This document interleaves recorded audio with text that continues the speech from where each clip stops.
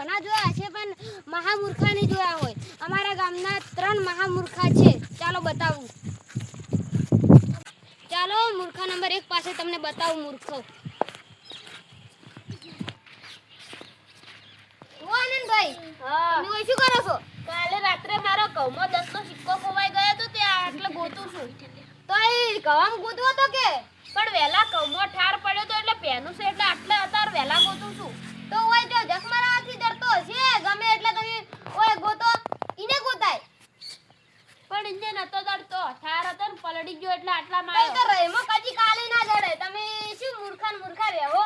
હવે શું ત્રણે કરું? ત્રણ મૂર્ખા છે, ભત્રીજો ને કાકો ને બધા મૂર્ખા.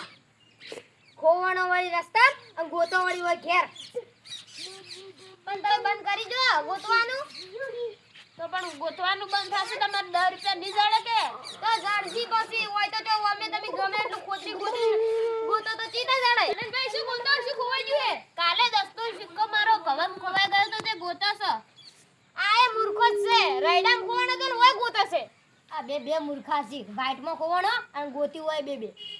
અલ્યા તમે ત્રણ મૂર્ખા. એક દાડા તમે રાતના બકતા હતા, મેં જોયા એક મહિના તમે વેલા સિક્કો ગોતો. ખબર નહીં પડતી ત્રણ મૂર્ખો આરે અમારા ગામના 3 મૂર્ખા જોયા.